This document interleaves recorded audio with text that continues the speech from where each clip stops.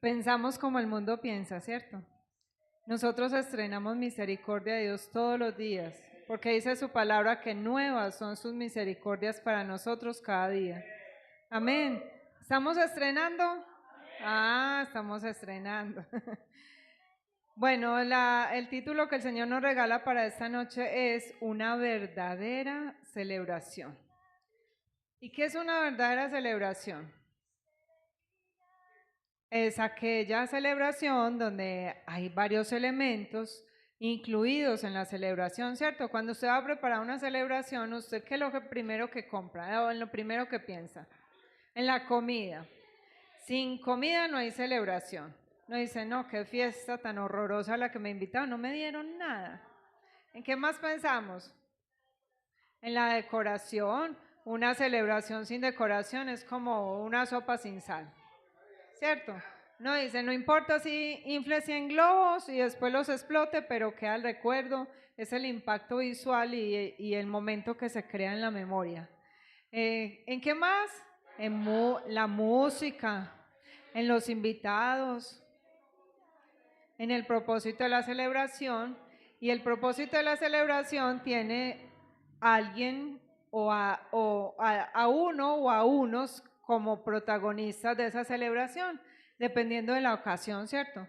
Si es una boda, necesita un novio y una novia. Si es un cumpleaños, pues no podemos celebrar un cumpleaños sin que esté el cumpleañero. No podemos celebrar ¿qué más celebra uno por ahí? Unos grados habiendo perdido el año. No, eso no tiene lógica, ¿cierto? Usted no celebra cuando perdió el año y no alcanzó nada. Entonces, una verdadera celebración tiene varios elementos que todos deben estar incluidos para que sea una celebración que nos marque y que diga, uy, wow, qué fiesta tan tremenda, ¿cierto? Y vamos a ir de una vez a la palabra, a la carta a los Romanos, el capítulo 12, del que mi esposo habla mucho. Bueno, mi esposo no, el Señor nos habla mucho. Romanos 12, yo tengo la nueva versión internacional.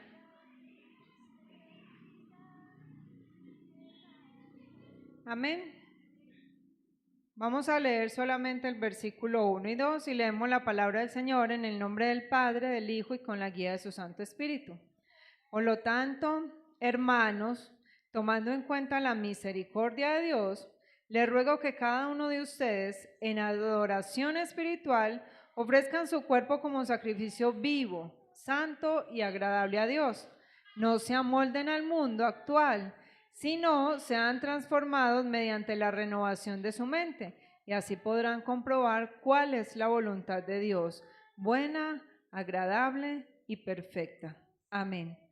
Padre, gracias por este tiempo, gracias por este día maravilloso en el que sabemos que estrenamos misericordia tuya, que es por tu misericordia que tú nos has traído a esta casa, que nos has regalado el tiempo, que has puesto en nosotros el querer como el hacer, de reunirnos como familia en este lugar para honrarte, para exaltarte y para escucharte, Señor. Por eso hoy en medio de los afanes del mundo damos gracias por este tiempo especial que nos regalas y te rogamos, Padre, háblanos. Quita de nosotros todo lo que el enemigo quiera traer para interferir a lo que tú nos vas a hablar.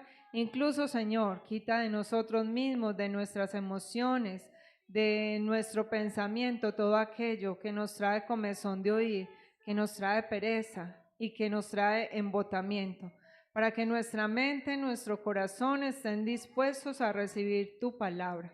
A ti damos la gloria y damos la honra y te rogamos, Espíritu Santo, dirige este tiempo y haz tu obra en nosotros. En Cristo Jesús te lo pedimos. Amén y amén.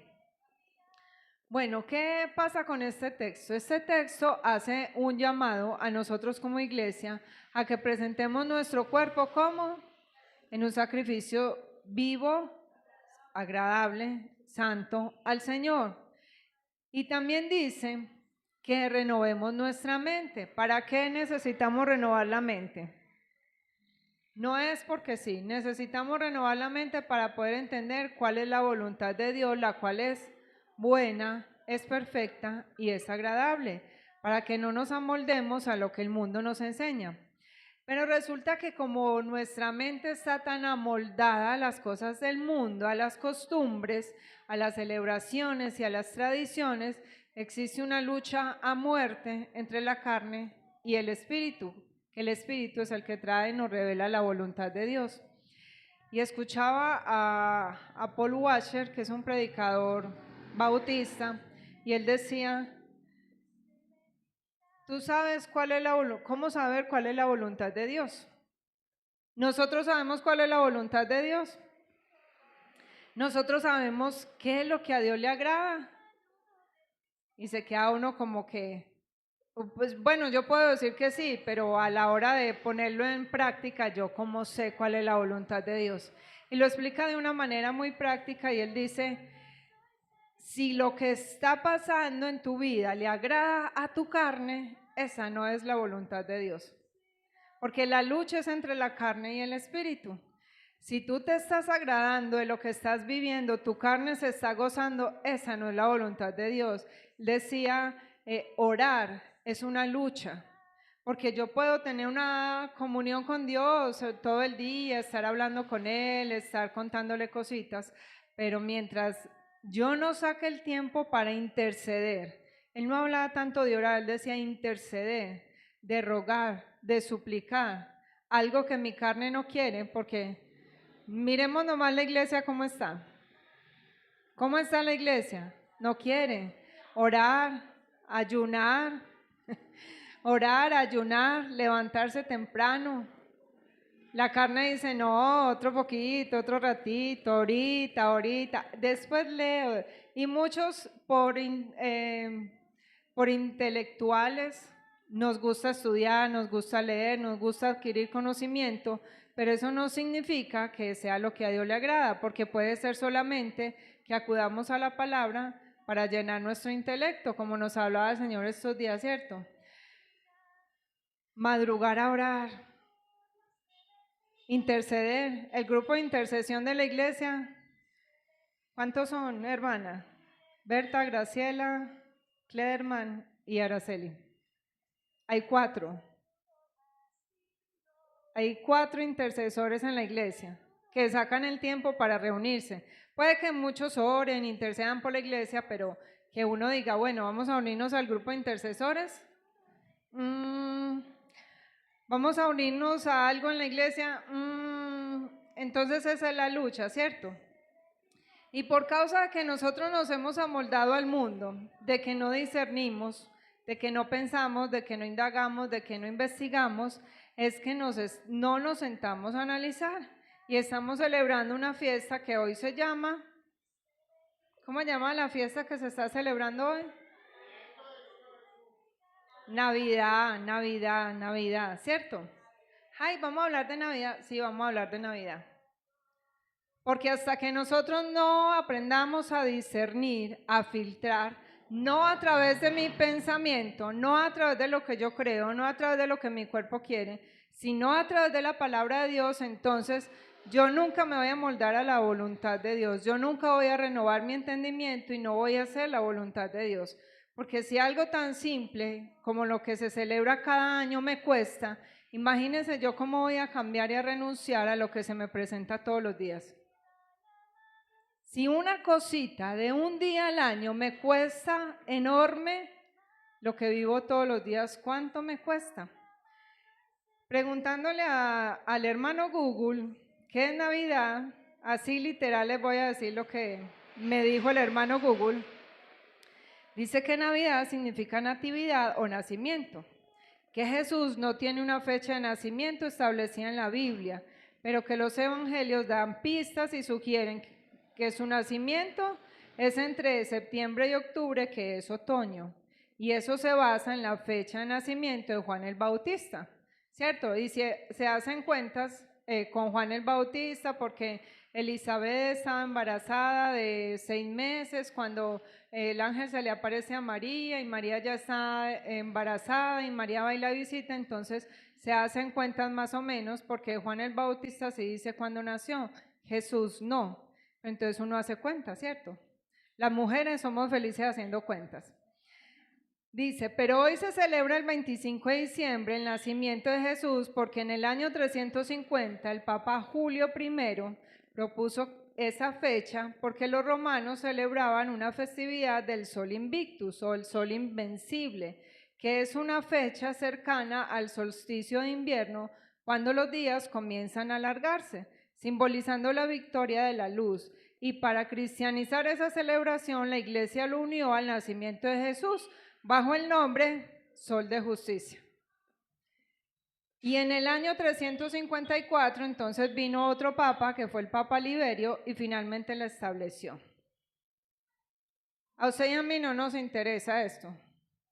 Si la Iglesia cristiana lo celebra, no lo celebra, si el mundo lo va a cambiar de fecha, si se celebra en septiembre, no nos interesa cómo lo celebra el mundo.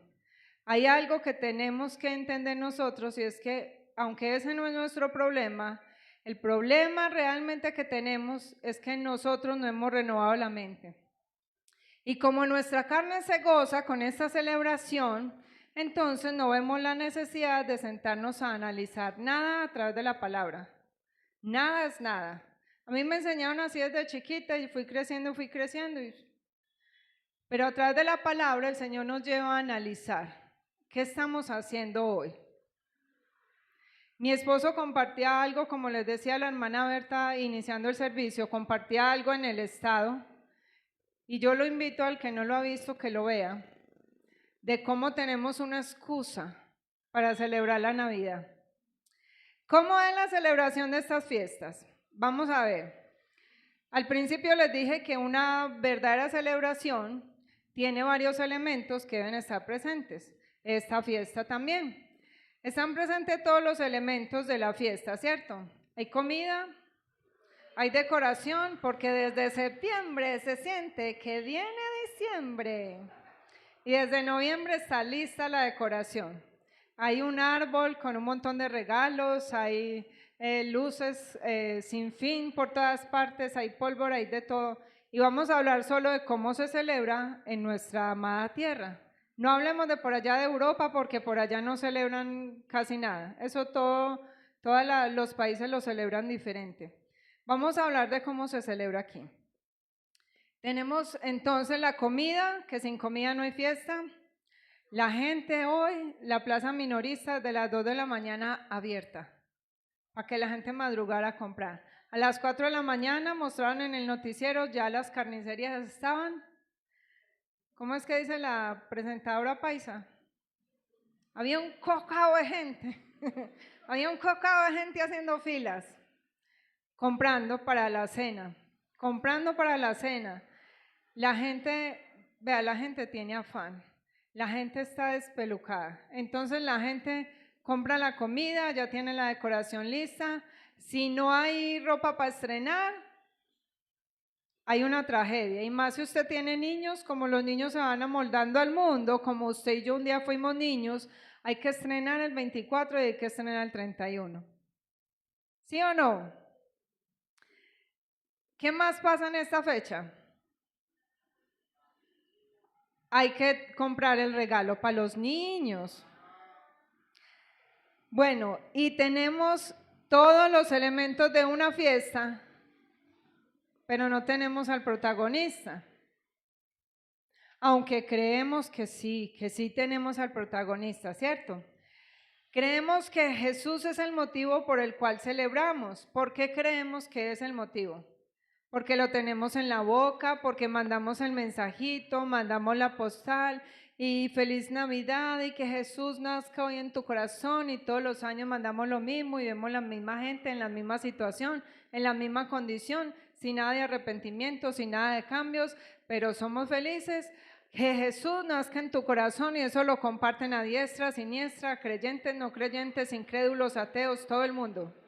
Todo el mundo comparte lo mismo y feliz Navidad, feliz Navidad. ¿Y qué es Navidad? ¿Usted se ha sentado a pensar alguna vez por qué celebra la Navidad y de la manera como la celebra? Mire, hay muchas maneras en las cuales se celebra la Navidad, pero realmente el protagonista a través del cual se celebra hoy la Navidad Haga así, haga así. Diga, el protagonista de esta fiesta soy yo, soy yo. El protagonista aquí no es Jesús. Por eso usted y yo no estamos celebrando nada. Hay regalos, hay familia y Jesús está ignorado. Mire, si la iglesia realmente celebrara el nacimiento de Jesús, la iglesia diría, pastor, vamos a hacer un ayuno todo el día. Pastor, hagamos una vigilia hasta la medianoche, celebremos a medianoche que Jesús nació un día, no hoy, nació un día X. Pastor, reunámonos a orar, a interceder, a suplicar, a rogarle a Dios. Vamos a hacer una campaña de evangelización. Pero ¿saben cuáles son las campañas de evangelización de la iglesia? ¿Regalos para quién? Para los niños. Ay, si los niños sí existen en Navidad. Oiga, y eso recogen regalos para, hagámosle, llevemos felicidad a los niños a través de la Navidad. Y el enemigo es bien astuto,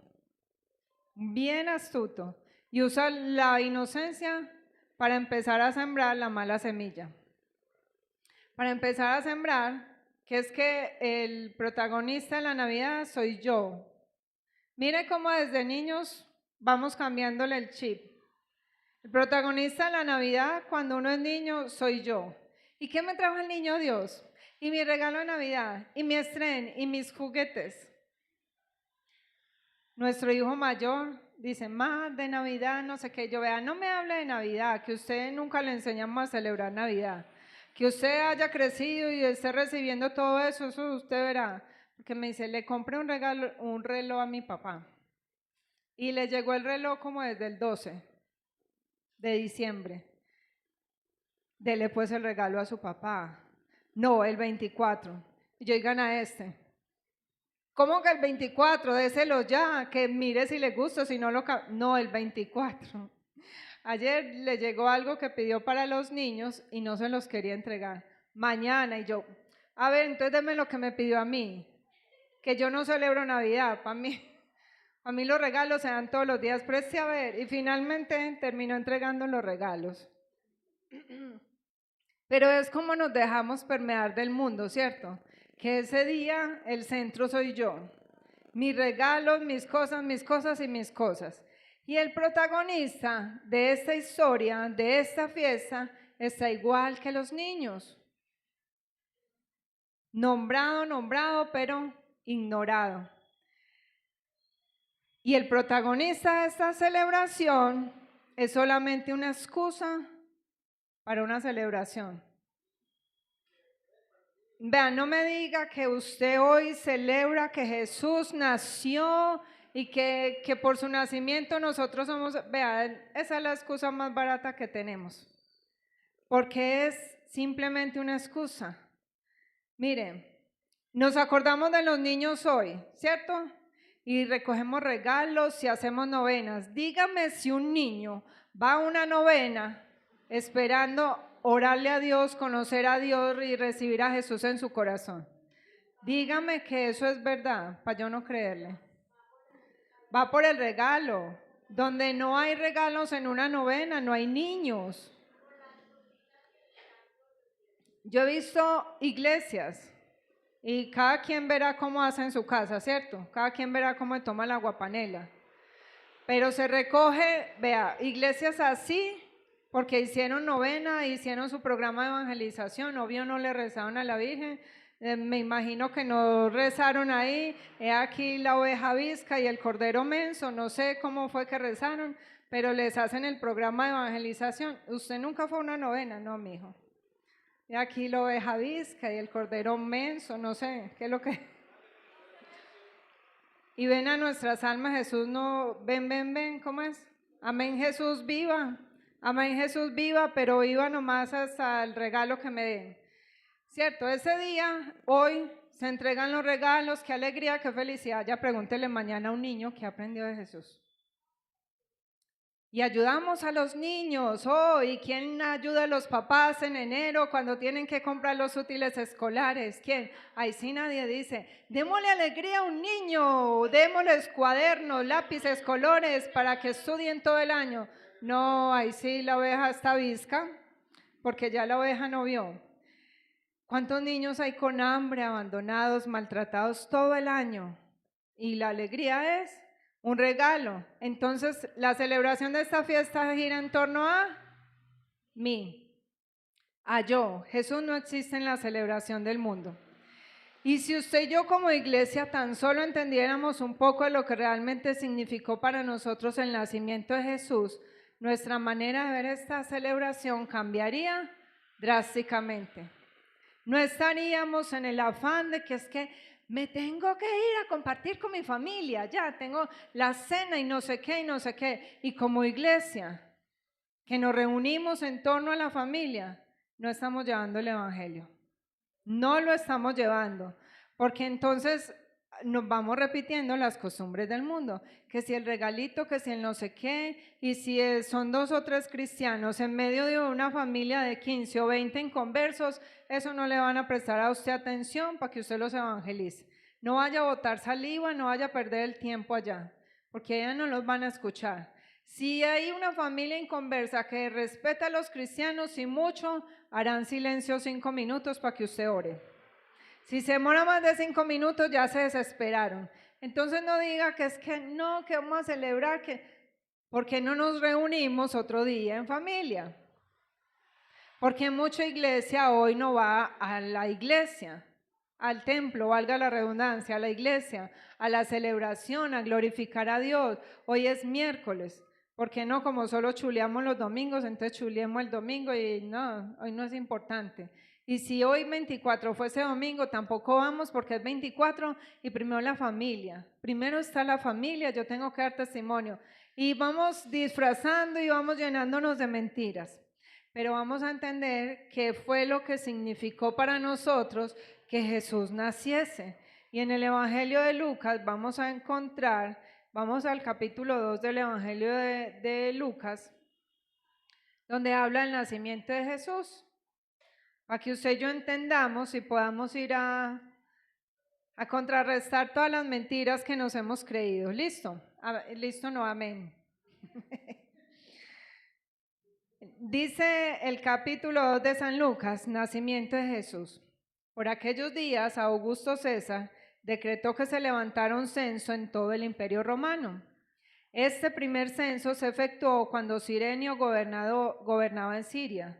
Así que iban todos a inscribirse, cada cual a su propio pueblo.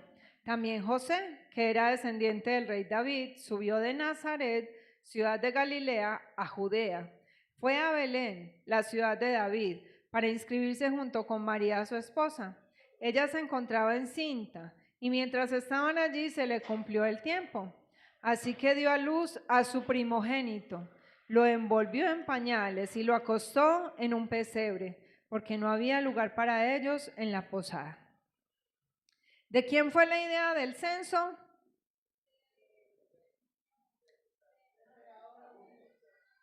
No, ahí empezamos mal. La idea del censo, diga conmigo, la idea del censo fue un plan y un propósito de Dios para que se cumpliera la profecía. Eso no fue que al emperador se le dio porque la gente se moviera y se fuera a censar. Ahí es donde empezamos a entender mal la palabra. Y ahí es donde vamos romantizando todo el nacimiento de Jesús y ahí es donde nos amoldamos a lo que el mundo enseña. No, Dios puso y sigue poniendo reyes, quitando reyes, poniendo gobernadores, quitando gobernadores. Dios es el que todo lo permite. Y Dios había establecido que su hijo Jesús, su primogénito, naciese en Belén. María y José estaban en Nazaret. María bien piponcha, no se había movido todavía a Belén, donde dice la profecía que Jesús nacería, que el Salvador nacería en Belén. Y entonces Dios pone a este gobernante a Tiberio César, a Augusto César, que hiciese un censo. Cuando Dios tiene un plan y un diseño, no importa si usted cree que no puede, que ya el tiempo se acabó, que la promesa no se va a cumplir, porque eso sería lo que tal vez María estaba pensando. Ya van a ser mi bebé y yo por aquí todavía lejísimos.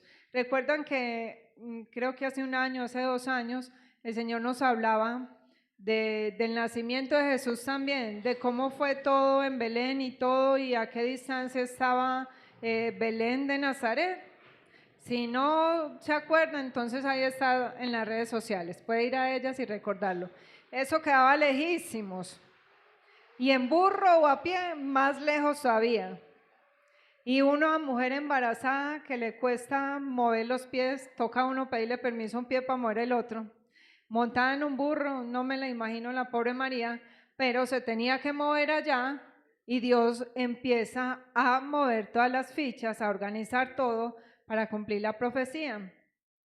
Pero resulta que durante siglos a usted y a mí nos formaron una imagen en la mente y esas imágenes que se forman en nuestra mente a través de las costumbres son las que son difíciles de derribar. ¿Y cuál es la imagen? La que nos hicieron a través del pesebre.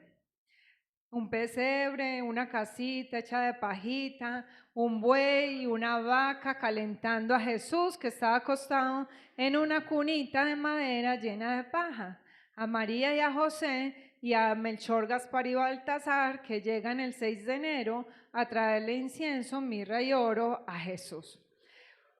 Eso es una película de Hollywood, eso no es lo que la Biblia dice. Ahí es donde analicemos a través de la palabra, Señor, ¿yo qué estoy haciendo? O sea, ¿yo qué estoy celebrando aquí? El establo era improvisado, ¿cierto? Pero el texto bíblico no dice que Jesús nació en un establo. No dice. ¿Dice que Jesús nació dónde? No, dice que Jesús nació dónde. Que nació y que lo envolvieron y lo acostaron en un pesebre, en un pesebre. El contexto del hebreo de ese tiempo nos muestra algo más profundo. Jesús no nació en un lugar cualquiera. Él nació en el pesebre, en el lugar donde exactamente tenía que nacer. Jesús nació y lo acostaron en el pesebre. No dice que nació en un establo. En el hebreo, establo, en el hebreo es pesebre, no es un comedero común, ¿cierto? Es una estructura de piedra tallada a mano, fija, limpia, y era usada para alimentar y para resguardar animales seleccionados. ¿Cómo así que animales seleccionados? Sí. Ese no era un lugar, un corral cualquiera. En el pesebre no había una vaca y no había un buey. Hágale así a esa vaca y a ese buey. De la imagen que usted tiene grabada en su mente, diga, esta vaca no estaba allá y ese buey tampoco.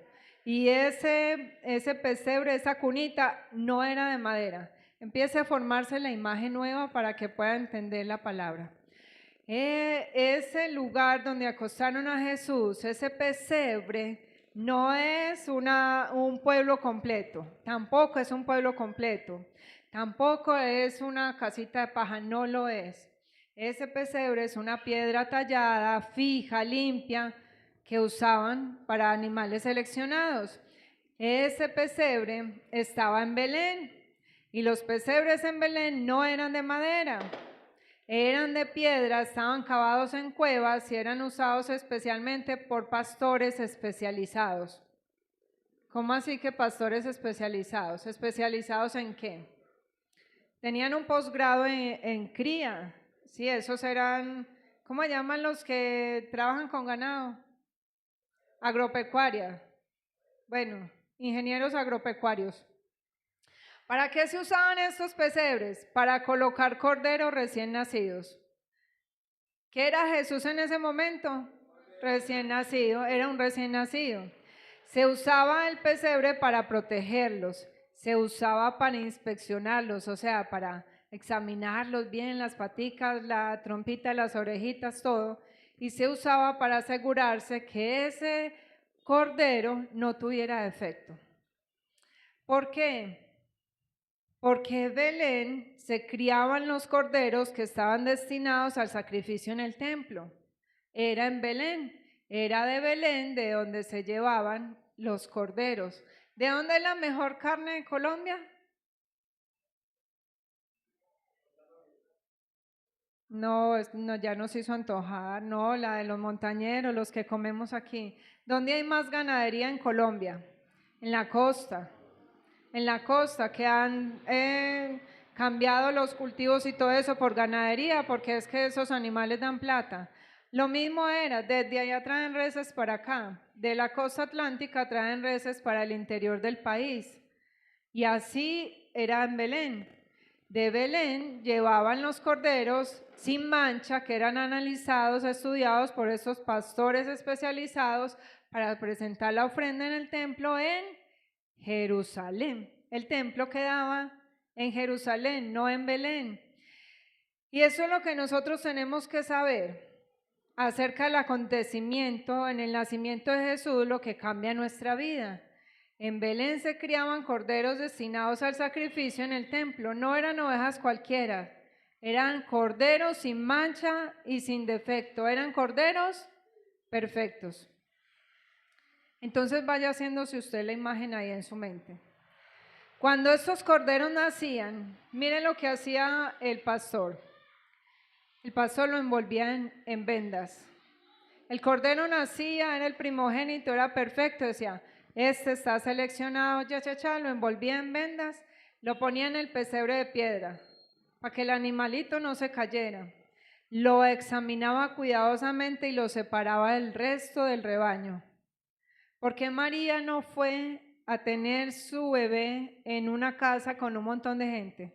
Recuerdan que yo les enseñé que como eran familia, entonces las familias iban alojando a todos los que venían a hacer el censo y las casas estaban llenas de gente. María no encontró lugar en la posada, en ninguna parte. No encontró lugar con su familia ni con la familia de su esposo. Por eso le tocó ir allí a tener a su bebé. Jesús tenía que estar separado del resto del rebaño. El cordero sin mancha, perfecto, era envuelto en vendas y era puesto en el pesebre y era separado. Y eso fue lo que pasó con Jesús esa noche en la que nació. María lo envuelve en pañales y lo acuesta en un pesebre. Eso no es casualidad, ese es el cumplimiento de una profecía. Porque recuerden que todo lo que Dios habla desde el Antiguo Testamento es para que se cumpla la profecía. Jesús nació como nacían los corderos del sacrificio. Por eso Él es el cordero sin mancha. ¿Cierto? Él es el cordero perfecto, Él es el cordero sin mancha, el que quita los pecados del mundo. Y Dios habla desde el Antiguo Testamento, especialmente en el libro de Levítico, sobre el cordero como el sacrificio perfecto para el perdón de los pecados. Y dice en el libro de Levítico, en los capítulos 4, 5, 9 y 12, que el cordero debe ser macho, debía ser de 1 año y debía estar sin defecto, que se degollaba y que su sangre se usaba para la expiación. Y todo esto solamente una prefiguración de Jesús como el cordero que quita el pecado del mundo. ¿Qué hacía el cordero sin mancha, sin defecto? Era el cordero que moría en lugar del pecador. Era una muerte sustituta que cubría temporalmente el pecado. ¿Y cómo se hacía el proceso para el perdón del pecado? El pecador ponía su mano sobre la cabeza del cordero y transfería simbólicamente su pecado. Y luego el cordero se degollaba y la sangre se usaba para purificar el altar y para expiar el pecado. Ahora vamos entendiendo un poquito entonces qué significa el nacimiento de Jesús para nosotros. Si nosotros no nos gozamos en el nacimiento de Jesús, para nosotros no hay esperanza. Este cordero era el sustituto que moría en lugar del pecador. Y el proceso era cuando el pecador pone su mano, ¿cierto?, sobre la cabeza del cordero. Y nosotros vamos entendiendo entonces por qué Jesús cargó una corona de espinas en su cabeza. ¿Y qué simboliza el pecado? ¿Qué simboliza el pecado? Miren, Juan el Bautista dijo: he aquí el Cordero de Dios, el que quita el pecado del mundo. Y en toda esta historia del nacimiento no hay casualidad. Esta historia del nacimiento no es una historia que apunta a mostrar a Dios Padre como un Dios que abandonó al necesitado en momentos de angustia, ni un padre que está humillando a su hijo para que nosotros aprendamos humildad. Esta historia del nacimiento puede verse como una historia cruel de un padre despiadado, que cómo se le ocurre a Dios embarazar a María, dejarla abandonada, hacerla viajar tantos kilómetros sabiendo que su bebé estaba a punto de nacer. Enseguida el mundo dice: no, pero es que parche de Dios tienen ustedes. Manda a esa pobre mujer por allá, enseguida no encuentra ningún lugar donde tener y va y la manda por allá, es que a un establo a tener un bebé en medio de un mugrero, en medio de un montón de popó, de animales, no sé qué, no sé qué. El mundo no entiende que esta no es la historia de un Dios cruel, de un Dios que humilla a Jesús para que el mundo y la humanidad entienda que tenemos que ser humildes. Esta no es la historia que la Biblia nos está contando. Eso no es pobreza, eso es propósito de Dios. ¿Saben qué? Dios no improvisó, Dios anunció y empezó a cumplir lo que ya había anunciado desde antes en los profetas. Desde el lugar de los acontecimientos alrededor del nacimiento de Jesús, Jesús ya está predicando quién era Él. Él no nació entre los animales al azar, porque sí, porque el padre se olvidó. Porque el padre, bebé, se olvidó que María estaba embarazada y la hizo ir. Él nació en el lugar donde se preparaban los corderos para la Pascua. Desde allí vemos cómo Dios empieza a obrar nuestra salvación. ¿Ustedes saben qué significa la palabra Belén? Belén significa casa de pan. ¿Y qué fue lo que Jesús dijo? Yo soy el pan de vida. Así es que el pan del cielo nació en la casa del pan y su sacrificio empezó desde que nació. El sacrificio de Cristo no fue solo en la cruz, el sacrificio de Cristo fue desde que nació. Es más, yo me atrevo a decir que es desde que fue engendrado en el vientre de María, que renunció a su trono para hacerse hombre. Porque uno no es persona cuando nace. Uno es persona desde el momento en que es engendrado en el vientre de su madre. La sociedad dice que somos personas cuando nacemos, por eso el aborto es aprobado. Porque el bebé que no se ve entonces no existe, no, ya es una persona. Y Jesús, desde que renunció a su trono en el cielo, empieza a mostrar su sacrificio. Isaías 53:7 dice que como cordero fue llevado al matadero. Por eso entendemos por qué Jesús nació en medio de los corderos, pero apartado del resto del pueblo. Amén. El Evangelio de San Juan, el capítulo 1, versículo 29, dice que Juan el Bautista, cuando Jesús fue a bautizarse, Jesús no se bautizó porque tuviese pecado. Jesús se bautizó para que el mundo entendiera que la profecía ya se había empezado a cumplir, para que los ojos de las personas fueran abiertas. Porque Juan dice: he aquí el Cordero de Dios que quita el pecado del mundo. Así es que la profecía no empezó allí en el bautismo de Jesús en el Jordán. Empezó el día que él nació, en el lugar donde se cuidaban los corderos. A pesar de ser rey de reyes, no nació en medio de reyes, porque no venía a gobernar, sino que venía a morir para luego poder gobernar. El Mesías nació donde nacen los sacrificios. Y desde que nació fue presentado como pan, como cordero, como sacrificio y como redención. Así es que antes de la cruz el mensaje ya estaba. El mundo hoy ve un bebé en un pesebre, pero el cielo ve al cordero preparado para el sacrificio. El mundo hoy celebra a un niño que no sé si se quedó siendo niño, pero que no entiende y que no acepta el sacrificio. O una iglesia que no quiere renovar su entendimiento porque cuesta luchar con la carne.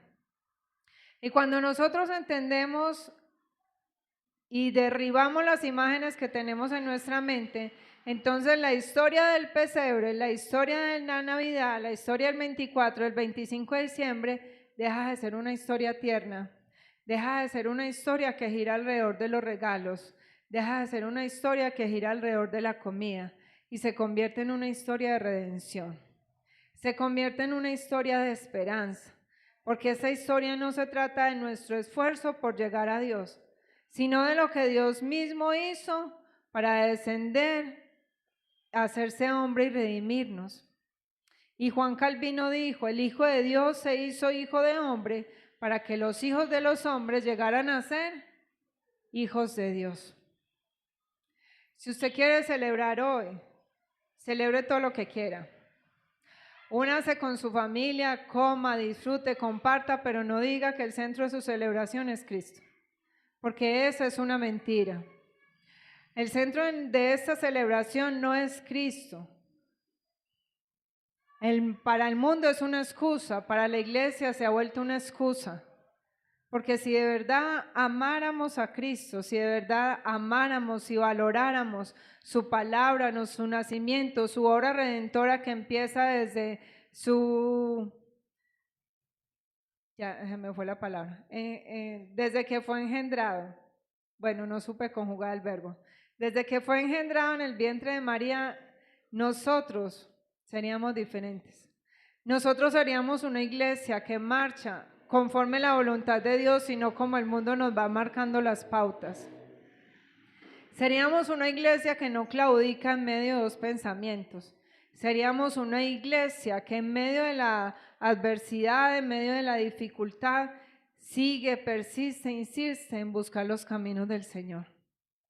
Seríamos una iglesia que a pesar de que nos cuesta hacer la voluntad de Dios porque la carne dice no, después, ahora, ¿para qué?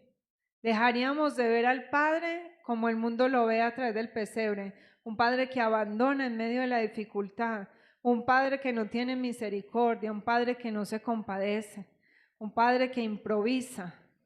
Porque la historia del pesebre y el nacimiento puede verse de esa manera, como un padre que improvisó. Pero nuestro Dios no improvisa nada. Así es que celebremos, compartamos hoy con la familia, pero que nuestra celebración del nacimiento de Cristo sea viva, sea testimonio y sea ejemplo todos los días en nuestras acciones. Que nosotros como iglesia podamos mostrar que ese Jesucito, ese niñito Dios que la gente celebra y es un Dios real, que un día nació, que creció, que murió, que resucitó y que subió a los cielos. Esa es nuestra historia de redención completa.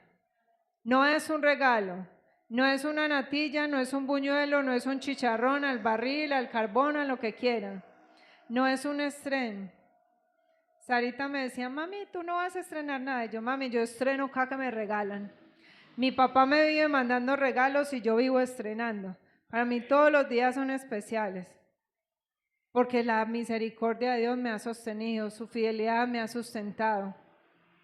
Uno estrena cuando tiene. Uno estrena cuando Dios lo bendice. Uno no vayamos contracorriente. Seamos contracorriente. Y entendamos para que podamos enseñar. Entendamos para que podamos compartir de verdad. Muchas familias hoy se reúnen en torno al licor. Y muchas familias se reunirán hoy 20 y mañana amanecerán 18, 19. Muchas familias hoy en vez de unirse se desunen.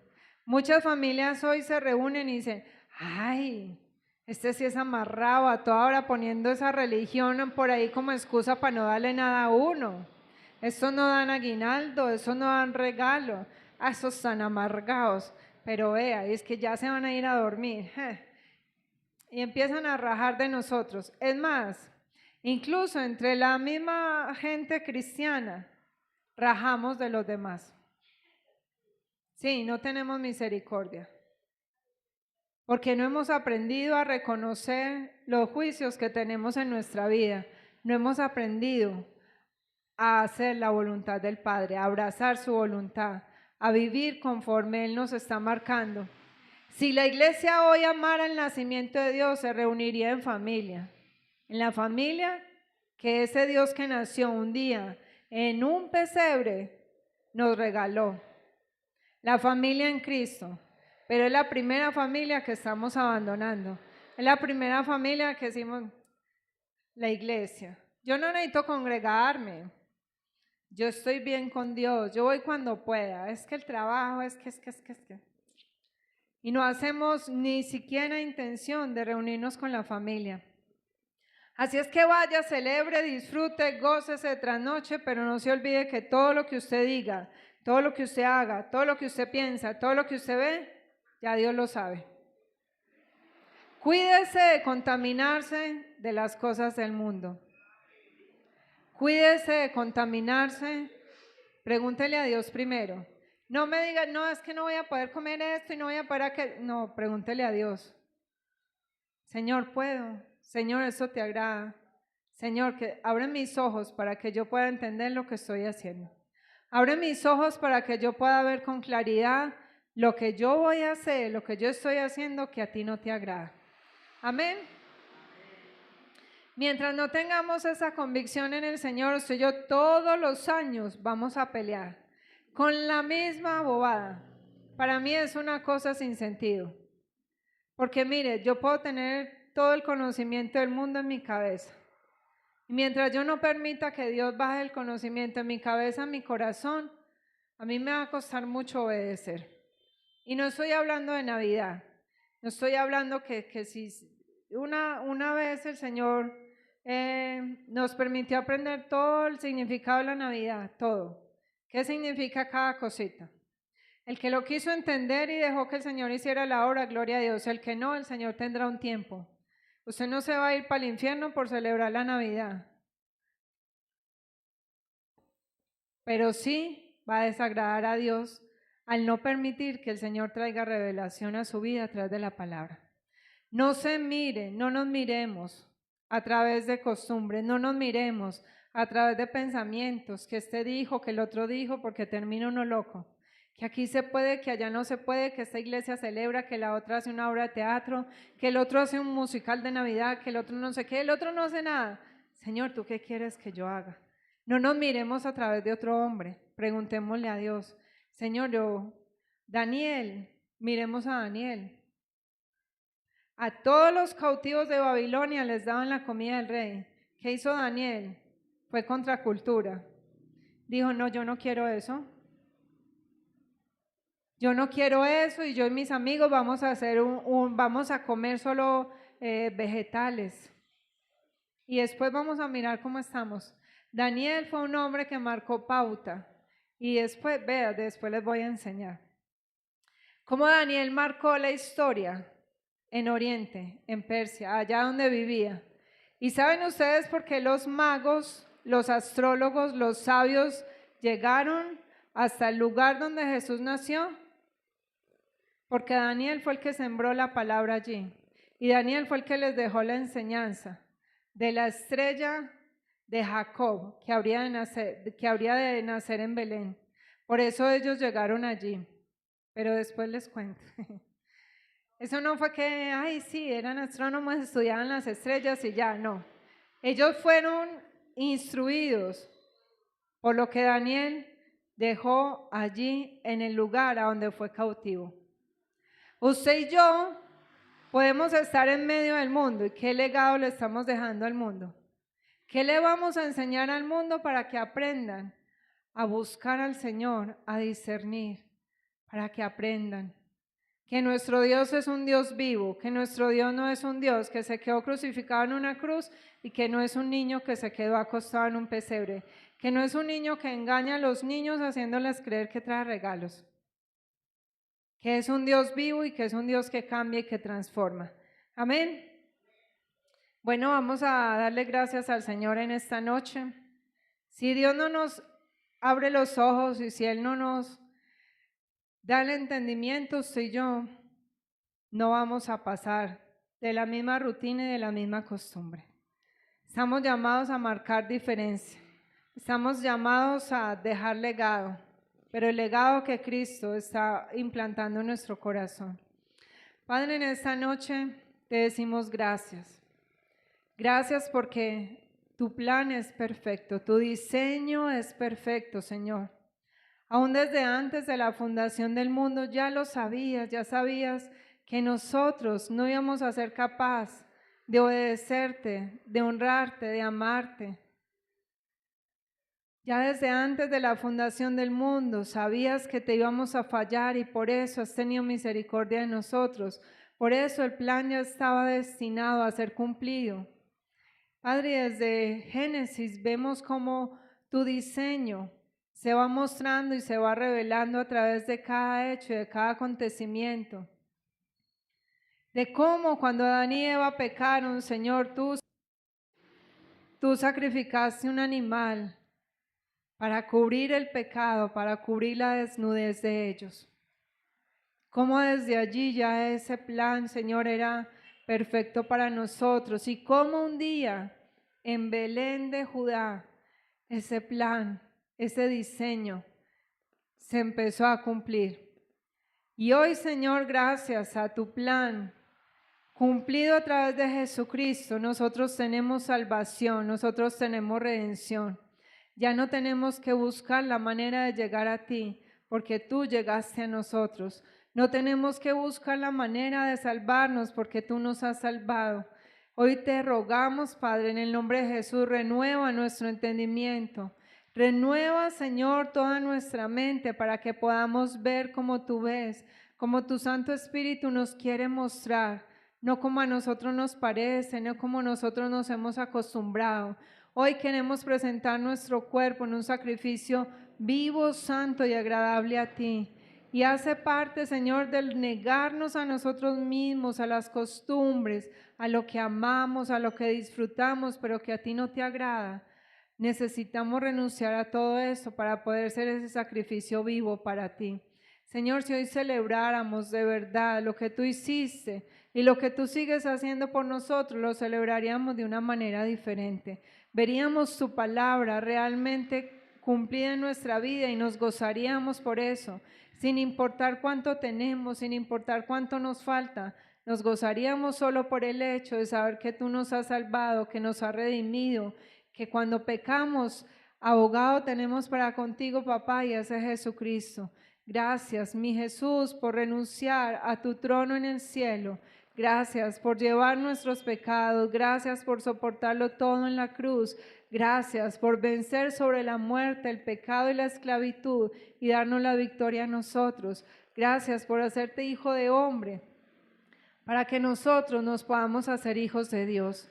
Gracias por tanto amor, Señor, que no entendemos, pero que te rogamos en el nombre de Jesús. Ayúdanos a entender, a abrazar tu diseño y tu plan perfecto para nuestra vida, para que podamos caminar glorificando tu nombre, para que podamos caminar dándote la alabanza, la adoración y la gloria cada día en nuestra vida, para que así, Señor, como esos ángeles descendieron el día que tú naciste en aquel pesebre y te dieron gloria y te dieron honra y dijeron paz en la tierra a los hombres de buena voluntad, que nosotros podamos ser esos hombres que por tu voluntad hemos sido alcanzados y que por tu voluntad podemos glorificar y exaltar el nombre del que vive, del que reina, del que gobierna con poder y autoridad. A ti, Señor, damos toda la gloria, damos toda la honra y te pedimos, guíanos a través de tu Santo Espíritu, guíanos, Señor, para que todo lo que hagamos en estas fechas, en estas festividades, en estos días que quedan del año, sean agradables a ti. Redargúyenos para no ir en contra de tu voluntad, Señor, aunque nos cueste, aunque nos duela y aunque en el mundo nos señalen de religiosos, de amargados, de lo que sea, Señor, que nosotros podamos permanecer fieles y firmes en lo que tú nos has llamado y en lo que tú nos has revelado. A ti damos la gloria y la honra en el nombre de Jesús. Amén y amén.